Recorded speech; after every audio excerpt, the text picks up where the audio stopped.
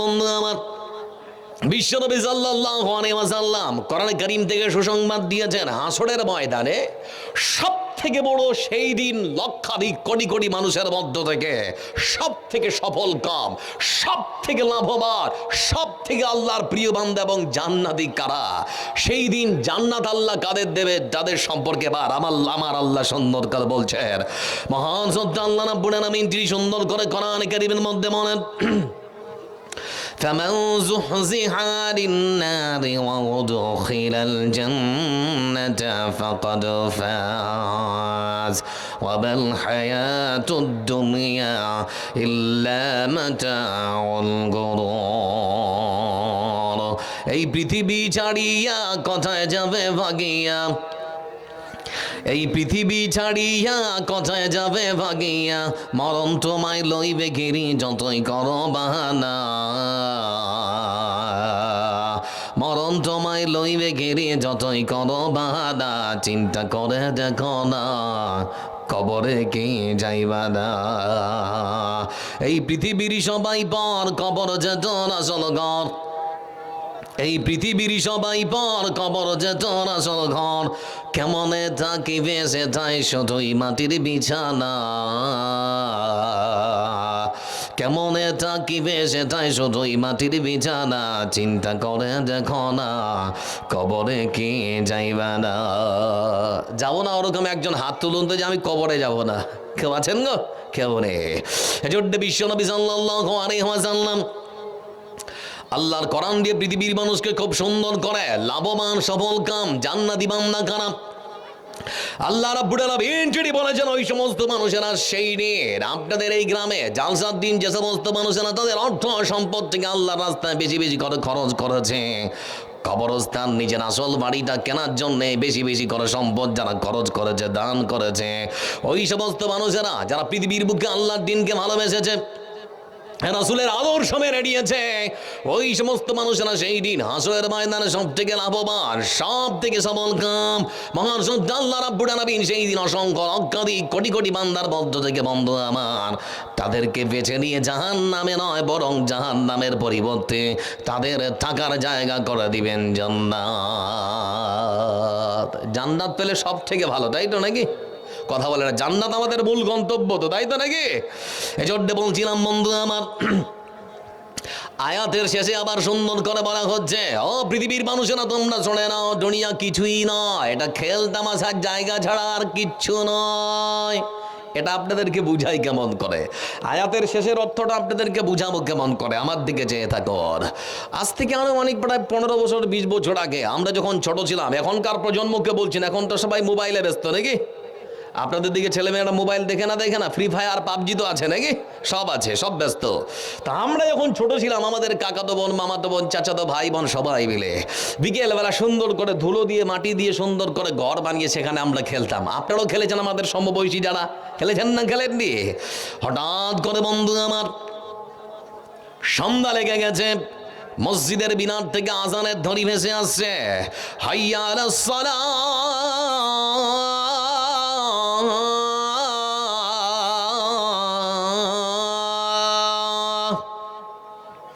মা তখন বাড়ি থেকে ডাক দেয়, ও ছেলে রে, সন্ধ্যা লেগে গেছে, আর খেলাধুলা করা যাবে না, বন্ধ কর, বাড়ি আয়। সন্তান তখন ডেকে বলে, মা এত সুন্দর করে বাড়িখানা বানালাম, আর একটু সময় কাটাবো, এখনই যাব না।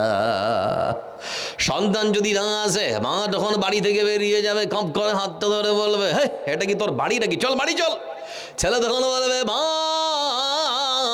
আর একটু খেলবো, থাকতে দেও না। বলে, আর খেলতে হবে না, এটা তোর আপন বাড়ি না, আপন বাড়িতে চল, সেখানে থাকবি, সেখানে খেলবি, এখানে আর থাকা যাবে না।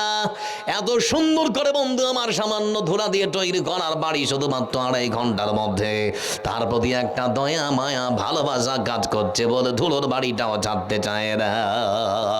এই পৃথিবীর বুকে যে সমস্ত মানুষেরা বসে আছেন, রাজপ্রাসাদ তৈরি করেছে, বিশাল বড় বড় বিল্ডিং তৈরি করেছেন, কে আবার বিশাল বড় বড় করে বাড়িঘর তৈরি করেছেন, যা লাগে বাড়িতে সব কিছুর ব্যবস্থা করা যায়।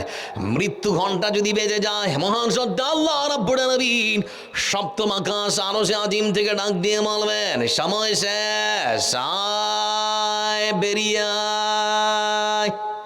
আল্লাহর ঘরে বান্দা সেই দিন যদি বলে, রাব্বুল আলামিন এত সুন্দর করে বাড়িখানা বানালাম, আর কয়েকটা বছর থাকবো, এখনই যাব না।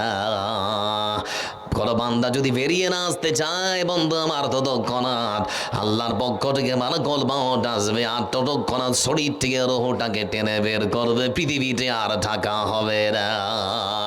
এজন্য বিশ্বনবী সাল্লাল্লাহু আলাইহি ওয়াসাল্লাম তিনি সুন্দর করে বলেন, ইয়াতবাউল মাইয়িতা তালাতাতুন ফায়ারজিউ ইসনানি ওয়া ইয়াবকা ওয়াহিদুন ইয়াতবাউহু আহলুহু ওয়া মালুহু ওয়া আমালুহু ফায়ারজিউ ইসনানি ওয়া ইয়াবকা ওয়াহিদুন।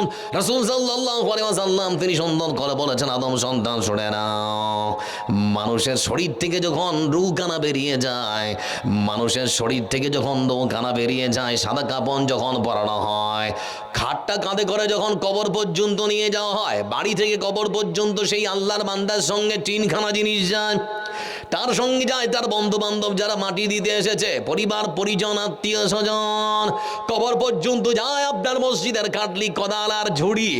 আমার বন্ধুর আর একখানা জিনিস 3 নম্বরে যেটা যায়, সেটা হলো আপনার ভালো আমল কিংবা খারাপ আমল।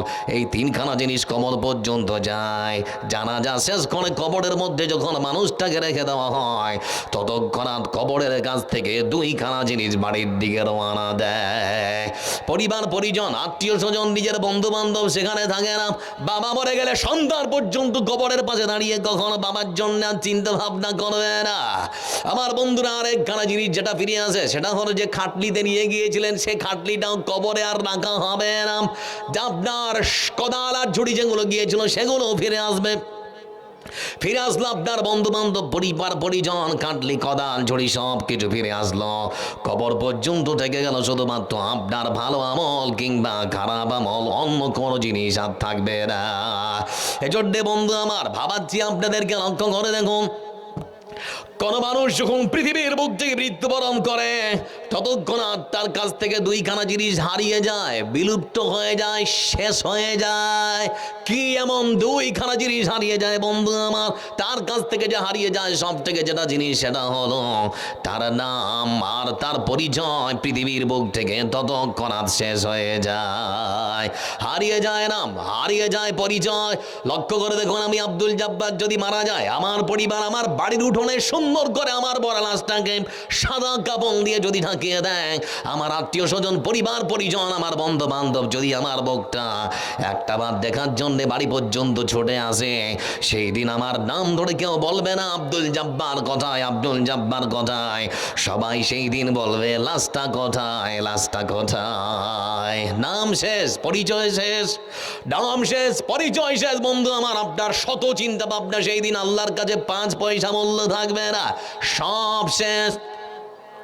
লক্ষ্য করে দেখুন, সেই দিন আপনার সমস্ত চিন্তা ভাবনা সবকিছুই ধূলিসাৎ। আপনার সেই দিনের মুখের হাসি কান্নায় রূপান্তরিত হয়ে যাবে। যেখানে রাখা হবে শুধুমাত্র মাটি, মাটি আর মাটি। যে মাটি শরীরে লাগলে সাবান দিয়ে পানি দিয়ে বারবার করে ধুয়ে মুছে পরিষ্কার করার চেষ্টা করেছেন, আমার বন্ধুরা লক্ষ্য করে দেখুন, এমন জায়গায় রাখা হবে যেখানে আপনাকে পরিষ্কার করে দেওয়ার আর কেউ থাকবে না। কোটি টাকার মালিক আপনি, পরনের মধ্যে কোটি কোটি টাকার কাপড় পরেছেন, কিন্তু সেই দিন কোটি টাকার কাপড়ের আর আল্লাহর কাছে কোনো মূল্য থাকবে না। যত কোটি টাকার মালিক হন না বন্ধু আমার, সেই দিন শুধুমাত্র দোকান থেকে 70 টাকা 75 টাকা মিটারের কাপড় পরিয়ে আপনাকে পৃথিবীর বুক থেকে বিদায় করা হবে। কেউ সেই দিন আপনার টাকার বান্ডেল কবর পর্যন্ত পৌঁছে দেবে না। এজন্য বলতে যাচ্ছে বন্ধু আমার, আপনাদের মতো মন মানসিকতার মানুষ পৃথিবীর বুকে থাকা বিরল, যে আপনারা নিজের শেষের গন্তব্য থাকার জায়গাটা সুন্দর করে কেনার জন্য প্রস্তুতি নিয়েছেন। এজন্য যারা এখানে আছেন লক্ষ্য করে দেখুন, পৃথিবী কোনোদিন কোনো মানুষের আসল জায়গা হতে পারে না। প্রত্যেক মানুষকেই পৃথিবীর বুক থেকে বিদায় দিতে হবে। প্রত্যেকটা মানুষ, প্রত্যেকটা জীবজন্তুর নিজের থাকার একটা বাসা আছে। আপনার বাড়ির ছাগলটাকেও যখন ছেড়ে দেন, সন্ধ্যাবেলা দেখবেন আপনার বাড়িতে চলে এসেছে। হাঁস মুরগিগুলোকে যখন ছেড়ে দেন, সন্ধ্যাবেলা দেখবেন আপনার বাড়িতে চলে এসেছে। কিন্তু আমাদের মানুষদের মরে যাওয়ার পর নিশ্চয় একটা গন্তব্য চাই, সেটার নাম হচ্ছে বন্ধু আমার কবরস্থান। অনেক গ্রামে দেখবেন কবরস্থান নেই, অনেক গ্রামে দেখবেন থাকার জায়গা নেই। এমন জায়গায় 2-4টা কবর আছে, সেখানে না কবরস্থানের কোনো মর্যাদা, না সম্মান, কিচ্ছু নেই। মানুষ ওখানে গিয়ে নানান রকম পায়খানাও করে আসে, গরু ছাগল চড়ে, হাঁস মুরগি চড়ে, এরকম অনেক জায়গা আছে। কিন্তু আপনাদের মন মানসিকতা এক সম্পূর্ণ আলাদা, যে পৃথিবীর বুকে এত সুন্দর বাড়িতে আমরা থাকছি, মরণের পর নিশ্চয়ই একটা নির্ধারিত জায়গা থাকবে, সে জায়গায় আমরা যেন থাকতে পারি। সেজন্য একটা উদ্যোগ নিয়েছেন যে আমাদের ওই জায়গাটা যেমন করে হোক ক্রয় করতে হবে, কিনতে হবে। সেজন্য আপনাদের মন মানসিকতাকে সাধুবাদ জানাই, ধন্যবাদ জানাই। বন্ধু আমার যারা বসে আছেন এখানে, আপনাদের জন্য একটু পৃথিবীর বাড়িটা সুন্দর করে সাজিয়েছেন। কোথায় কি লাগবে, কোথায় কাঠ, কোথায় আলমারি, কোথায় কি করলে কি লাগালে সুন্দর দেখাবে, কিন্তু বুকে হাতটা রেখে বলুন, আপনার চিরস্থায়ী বাসস্থান যেটা পরকাল অর্থাৎ কবর, সে কবরটাকে কি সুন্দর করে সাজাতে পেরেছেন? কবরটার দেওয়ালগুলো কি আজ পর্যন্ত রং হয়েছে? যদি না হয় থাকে তাহলে আজকে সুযোগ এসেছে, আজকে একটা সুবর্ণ সুযোগ এসেছে, কবরটাকে আপনারা সুন্দর করে সাজাতে পারেন। বন্ধু আমার আর একটা ছোট্ট কথা বলি, দাওরে হাদিসের বছর যখন মাথায় পাগড়ি তুলে দিয়েছে, আমরা 42 থেকে 43 জন ছেলে একজন আরেকজনকে ধরে কাঁদছি আবেগের ঠেলায়। বুঝতে পারছি এখানে আর থাকা হবে না, বিদায় জানানো হচ্ছে। কিন্তু 2-4 দিন পর আবার আমরা আসতে পারবো, কেউ আমাদেরকে বাধা দেবে না। তারপরেও কাঁদছে। আপনার মেয়েটাকে যখন বিদায় দিচ্ছেন, আপনার মেয়েটা কাঁদছে, সে বুঝতে পারছে এই বাড়িতে 18টা বছর ধরে কাটালাম, এখানে আর আমার থাকা হবে না। মার কান্না দেখে বাবাও কাঁদছে, মাও কাঁদছে, দুদিন পরে আমার মেয়েটা আসবে, তারপরেও কাঁদছে। কিন্তু একটা মানুষের শরীর থেকে রূহ নামক জীবনটা যখন বেরিয়ে যায়, কোন জিনিস যে মানুষটাকে সাদা কাপড় পরিয়ে যখন কবরের মধ্যে রেখে দেওয়া হয়, সেই মানুষটাকে পৃথিবীতে আর কোনোদিন খুঁজে পাওয়া যায় না। কবর থেকে ফিরে আসার আর কোনো সুযোগ থাকে না। এজন্য বলতে যাচ্ছে বন্ধু আমার, বিদায় হচ্ছে চিরবিদায়। এই বিদায় মানুষকে জানালে পরে পৃথিবীর বুকে আর কোনো মানুষকে কখনো খুঁজে পাওয়া যাবে না। এজন্য মনে রাখবেন বন্ধু আমার, যারা এখানে বসে আছেন, আল্লাহ আপনাদেরকে অর্থ দিয়েছে, সম্পদ দিয়েছে, সেখান থেকে বেশি নয়, আপনার পুরো অর্থ সম্পদ চাচ্ছি না, একটু করে তো দিতে পারেন, এটাই আপনার জন্য জমা থাকবে। মার সুসন্তান, বাবার সুসন্তান, বাবা চলে গেছে কবরে, মা চলে গেছে কবরে, তাদের সম্পদ ভোগ করছেন এরকম মানুষ যারা বসে আছেন, 10টা করে 1000 টাকা 10 জন দিন, 5টা করে 1000 টাকা অন্তত 10 জন দিন, 1টা করে 1000 টাকা অন্তত 30 জন দিন। এরকম কোনো মানুষ, কোনো আল্লাহর বান্দা আছেন, একটু চটচট করে আসা যাবে? কেউ আছেন? আসুন বন্ধু আমার, 5000, 10000, 1000 করে। সালাসু দাওয়াতিব মুস্তাজাবাতুল লা শাক্কা ফিহিন্না, দাওয়াতুল ওয়ালিদ ওয়া দাওয়াতুল মুসাফির ওয়া দাওয়াতুল মাজলুম। কত ভাইজান? 6000। আপনার নাম? আমার বাপের টাকা, আমার বাপ মারা গেছে, বাবা মারা গেছে। 6000 তো একটা কলম হয় যান, আপনি 10,000-এ 4000 টাকা দিয়ে দেন, পরে হবে 6000 টাকা। ভাই আমার বলেছেন 6000 টাকা। নারে তাকবীর। বাবা পরলোক গমন করেছে, বট গাছের ছায়াটা মাথার উপর থেকে হারিয়ে গেছে। বাবার কথা স্মরণ করে, মার কথা স্মরণ করে ভাই আমার 6000 টাকা দিয়েছেন। আল্লাহ আমার ভাইকে কবুল করুক, মা বাবার কবরকে প্রশস্ত করে দিক আল্লাহ, আর কবরের মধ্যে জান্নাতের বিছানা বিছিয়ে দিক। 5000 করে চেয়েছি বন্ধু আমার, চটচট করে উঠুন, আপনার অর্থ সম্পদ কমে যাবে না। এত দিচ্ছেন তারপরও কমছে না, দিন দিন অর্থ সম্পদ বাড়ছে। আসুন 1000 করে, 5000 করে, 10000 করে, যারা বসে আছেন একটু আল্লাহর ওয়াস্তে উঠুন। ওই কবরস্থানের জায়গাটা আজকে অন্তত কেনার চেষ্টা করুন। কবরস্থানের জায়গাটা যেখানে থাকবেন, ওই জায়গাটা আপনার নিজের টাকা দিয়ে কেনার চেষ্টা করুন। কি আছেন? 1000 করে, 5000 করে, 10000 করে। ভাই আল্লাহর ওয়াস্তে উঠে আসুন না। আল্লাহ তো অনেক সম্পদ দিয়েছে, মাথার একটা নাট ঢিল করে দিলে সারা দিন ধরে বকবেন, আপনার কথার কেউ মূল্যায়ন করবে না। কেউ নেই 1000 করে, একটা করে করলের পাড়া 30 পাড়া একটা অক্ষর কেনার সামর্থ্য আমাদের নেই। কিন্তু আমি এতটুকুই বিশ্বাস করি, আল্লাহ জান্নাতে যাওয়ার জন্য একটা ভালো কাজের জারিয়া চান। কেউ নেই আজকে